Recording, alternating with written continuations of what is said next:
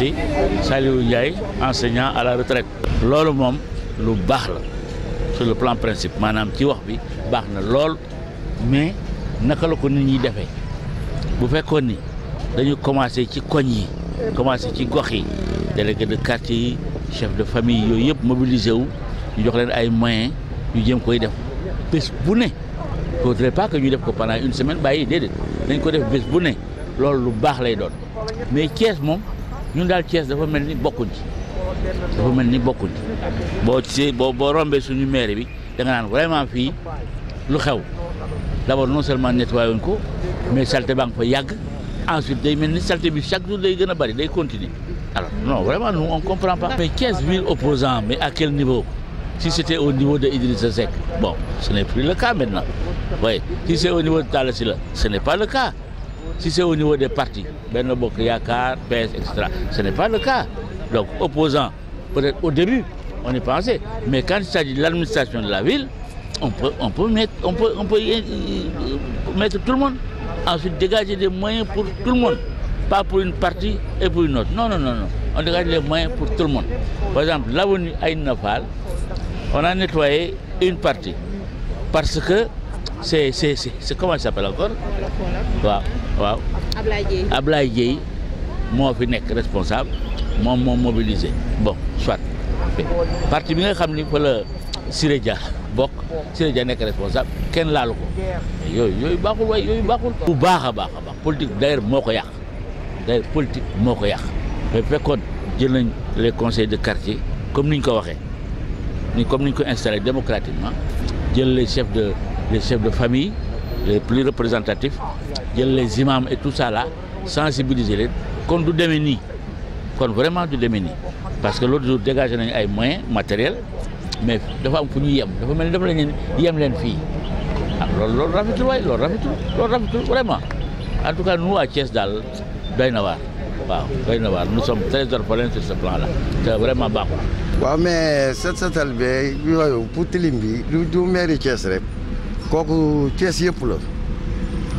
la mais du mairie bi rek donc loolu moi je crois que pour ñu mun ci taxaw jëlee ko fi parce que ñëpp ko bëgg lu set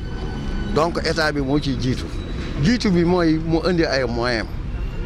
laaj nañu soxla nañu ay balai ay brouette ay monnaie financière ay oto ak leneen donc du affaire boo xam ne état da koy wax rek croiser les bras nit ñi jóg. mais loolu su jógee te àndul ak ay moyens du dem fenn parce que loolu c'est pas la première fois nit ñi soo leen waxee la population nañ defar ñuy bale defar joxoo leen ay moyens du dem parce que nit ñi aussi amuñu moyens yoo xam ni dañuy seet les moyens qu'il faut pour def ko ci pour mën a seetal dëkk bi nit ñi ay dépenses la ñu tal ak seen kër ak. non Thiès musul set commencé nañ fii Thiès musul set commencé nañ fi Thiès ville propre n'est-ce pas fan la mujj su continuer woon kon du ñu wax Thiès bu set c'est parce que demul fenn parce que ay moyens amu ci. waaw maire bi jàmbaar la maire bi seul moom mënul def loolu maire bi il faut ñu jox ko ay moyens maire bi budget bi mu am mënu seetal Thiès yëpp il faut état dugal ci loxo le président de la république Macky Sall mi nga xam ne moom moo initié affaire boobu moom moo ci waroon a jëkk jox région yëpp ay moyens ñu mën a dugg ci affaire boobu pour mun ko réussir man loolu mooy sama gis-gis. lu si bëri nag indiscipline la day gis soo xam ne day dugg oto naan ndox sànni sachet bi ci tali bi wala naan café sànni lekk banaana sànni yooyu yëpp même bu fekkee ne Macky Sall wax na aussi état population bi ñoo war a am seen mat xam ni Thiès du état moo ko moom population bi ñoo ko moom bu Thiès setee ñun ñëpp suñu succès la Rwanda ngee gis nga ni mu sete parce que population bi ñoom la ñu yar ci loolu surtout ay daan yi moom dafa war a am Sénégal dañ naan bon ku def lii ñu def la lii mais du mujj fenn day gis léegi nit lekk sànni ñu ne dañ koy tere mu lekk sànni ci mbedd mi ngay waxanteeg moom comme citoyen comme moom mu naa la mbedd buur la buur nag kon comme moom mbedd mi buur moo war a jël ay sanctions ci nit ñi boo sànnee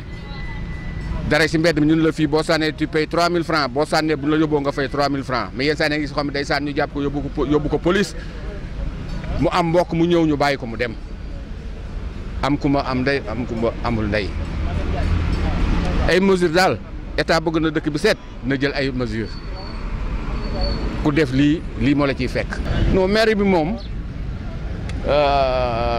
monsieur le maire mi ngi def effort. parce que mairie bi gënoon naa salté wala gënoon naa kii ay temps ñi fi nekkoon bu njëkk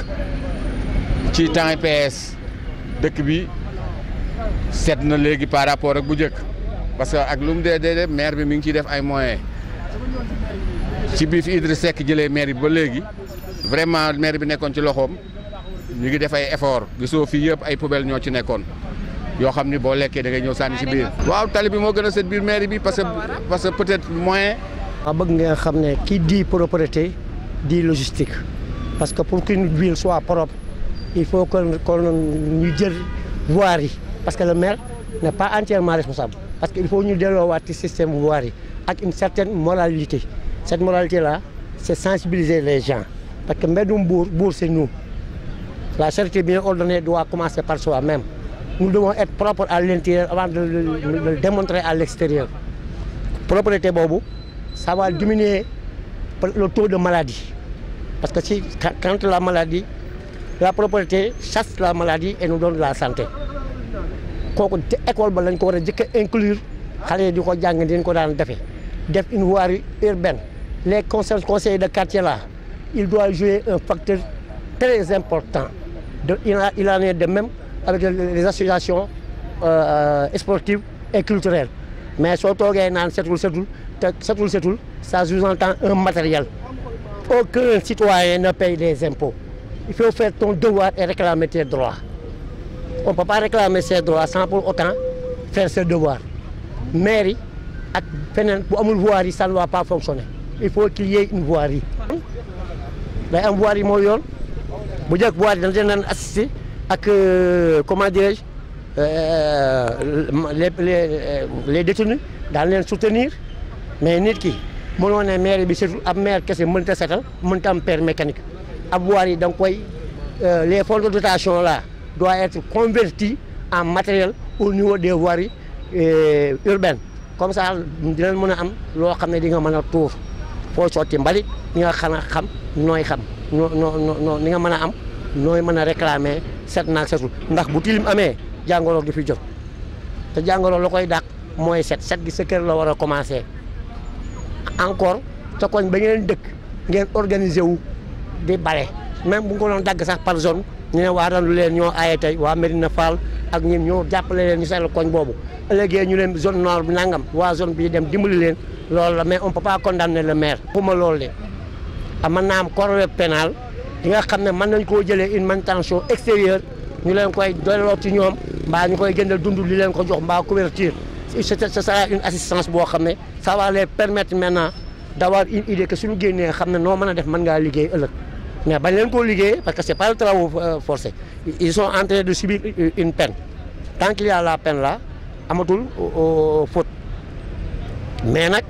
li leen bàyyi tudd boobu mën na leen a jàppali parce que ñoom tam sénégalais lañu citoyen lañu ñun ñii itam le citoyen lambda dana war a xam ne sa kër daa war a set ba pare mais tabaxu jaambur bu nekk fee nga sotti mbalit keneen teg fee ay gravats kii def lii ñun ñii suñu boppam ñoo war a revoir suñu nekk ñu dund parce que quand tu aspires à quelque chose il faut donner le bon exemple état lu muy subventionné maire yi na ko delloowaat voirie urbaine yi am voirie bi ay manœuvre yuy jël mbalit dina ci mën a génn ñooñu dana wàññi taux tuuti ci ñi nga xam ne waa taux de chômage waaw